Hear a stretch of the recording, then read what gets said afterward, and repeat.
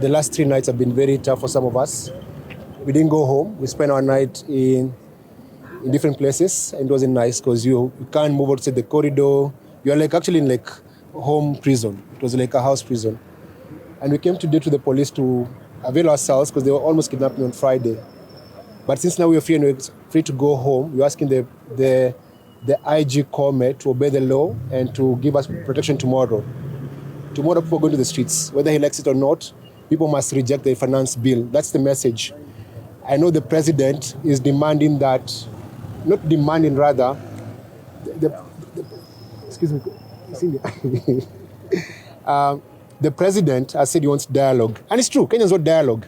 And the dialogue is very simple. Reject the finance bill. That's our dialogue. We are going to parliament to say reject the entire finance bill.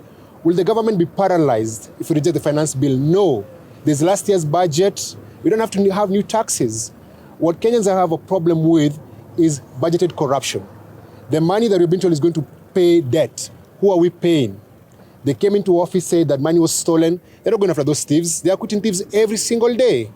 And you have said this and you say over and over again. There are people in office illegally who are getting salaries. The people that we never elected were being given money, and we have a problem with that. Young people are tired. The president is saying, get a passport, leave the country, go abroad. Don't want to go abroad. Anataka tutoke Kenya, watoto tutoke Kenya wamesoma, wakoshe matako ya wazungu, Germany ama America ama place ingine. Wakenya wataki kuosha matako ya wazungu. Wanataka kukaa kwa hii nchi, wafanye kazi kwa hii nchi. When you went to school, you were supposed to get jobs in this country. Our president, if he was here like 200 years ago, he would have been a slave owner, not in a slave ship. Because right now what he's trying to do to our young people is put them in a slave ship and take them to other country, bring foreign money. But what debt are we paying? And right now, someone is missing. Where is Shad? When we went to a mini, said, we don't abduct, we don't have Shad. It's the police who took Shad. Where is this Shad? Why is the president so scared of young people? Let me tell you the truth is, this protest, this movement, this reject finance bill, there's no leader. There's no one person. There's no one being paid. Those guys on the streets yesterday, the other day, last week, no one was paid. Today, the government had a paid protest. They couldn't even get 500 people to pay. Hata vijana wenyewe wangeenda kulipwa wahongo wapande kwa barabara. Walikataa. Because people are saying, we can see the wastage in this government. We can see the opulence in this government. We can see where the money is going in this government. And that money is not going into people, Kenyans' pockets. It's going to few individuals. So, our message is very simple. Whether we are going to be beaten, arrested, or even killed, we shall resist and we're going to reject the finance bill. Tomorrow is a holiday in this country. If you're not going to protest, kaa nyumbani. But you're going to occupy the entire country. We're going to occupy the entire country. All the roads, show up, let us be heard. The dialogue we want is reject the finance bill. That is it.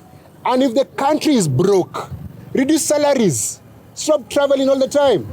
Reduce salaries of your ministers, of members of parliament. If you're broke as a country, let us live within our budget. You can't tell us you're broke and then you're spending so much money on personal travel, carpet, office furniture, cars, giving your wife money who was never elected, giving the deputies money who was never elected, giving whatever the money which is an illegal office, all this money that is going to people's pockets, and at the same time, refusing to fund school feeding programs. The president is a hypocrite, the president is a liar, and is a lying coward. Because he can't face us. That's the reason why he's spending GSU, guns, batons, tear gas, water cannons. He's a fucking coward. Mwambieni mwoga. If he's a man enough, reject the finance bill. We know very well he bribed members of parliament. He can't bribe us. Who are you going to bribe? People don't want money. They want jobs. We don't want passports. We want jobs in our own country. We want to be safe. Come. Your time is coming.